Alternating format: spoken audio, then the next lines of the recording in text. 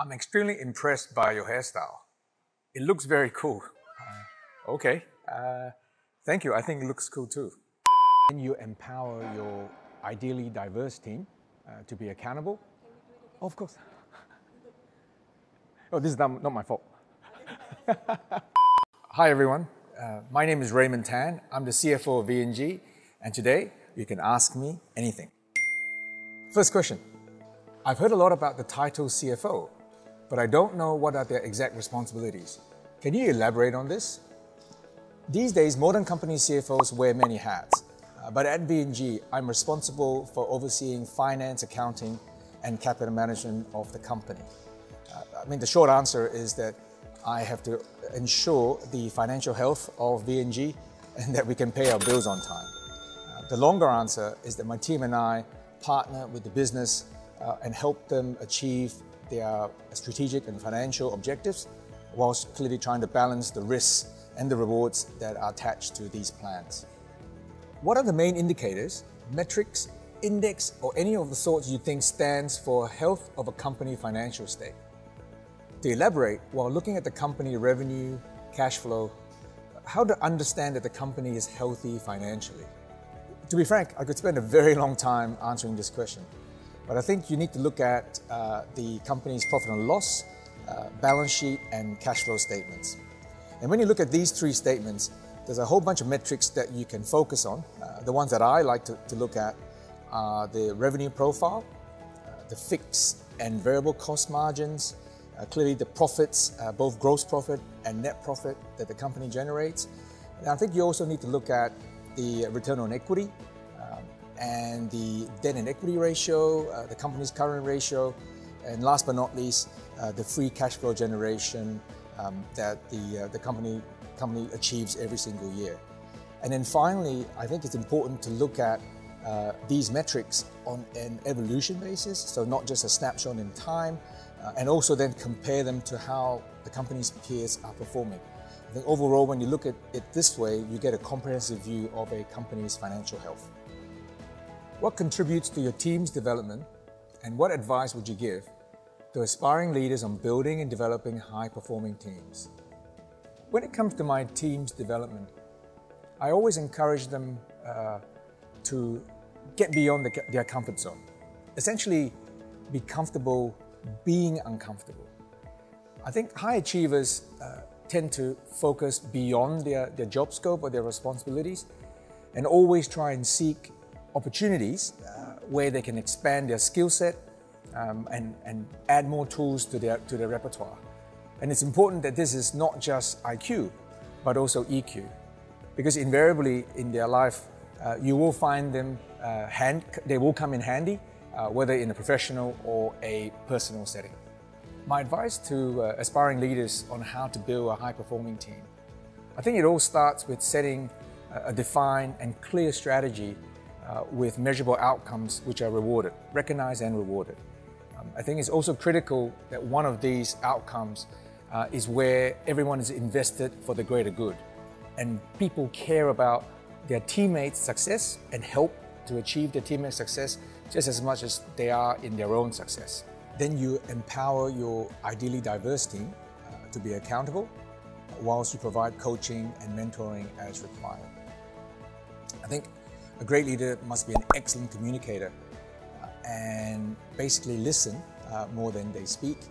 And probably most importantly, the team must feel that you care about their well-being, their personal growth, and their career development. I've heard that you're a Swiftie, Taylor Swift's fan.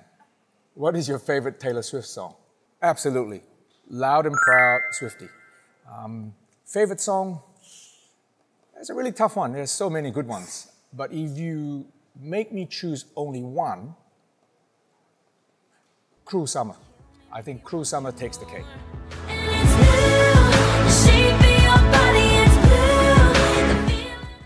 As a CFO with a demanding schedule, how did you balance your training for Ironman 70.3 with your work responsibilities?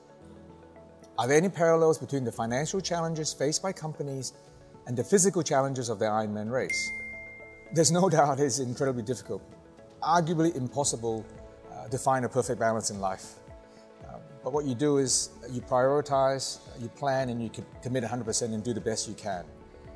I find there are actually a lot of parallels between what I do at work and the Ironman training and race. I mean, first and foremost, I think for both, you need to have a positive mindset and believe that anything is possible. Secondly, I think you need to have resilience. The reality is you will face inevitable obstacles along the way in both, and you need to then go into the third point, persevere, because there will be plenty of times, I promise you, that you feel like giving up. And then the fourth point I would say, the parallel, is inevitably you need to have a team around you. Right? You need to have an ability to rely on people, both at work and in an Ironman situation. And then last but not least, celebration. You know, when you solve the challenge, when you get to the finish line, you want to have the ability to celebrate that wonderful milestone of achievement. As someone with experience in the field of finance and accounting, what do you think if a student has just graduated from marketing but wants to be an accountant? Where should they start? And will they encounter any obstacles when applying to VNG? My humble view is, I think as long as you have interest and passion for finance and accounting, you can definitely have a successful career even though you didn't study this formally at university. I mean, these days there are a myriad of learning options upon which you can build a foundation, and then you can probably supplement it with more formal qualifications in this field, all of which are provided for at VNG. To be honest, in my career, I've worked with countless people who didn't start off via the traditional routes, but have had an outstanding career in finance and accounting. I'm extremely impressed by your hairstyle. It looks very cool. All right, the hairstyle question. I get asked this a lot. Is this hair due to genetics, or did you style this in this way yourself? Can you show a picture with thick and dense hair or not? I certainly wish my hairstyle was due to choice. But unfortunately, very early on in life, nature decided that I didn't need hair on my head. Now, it does have some advantages. You save time, you save money, you don't have to go and visit a barber. As requested, I have a photo from the time when I did have thick and dense hair.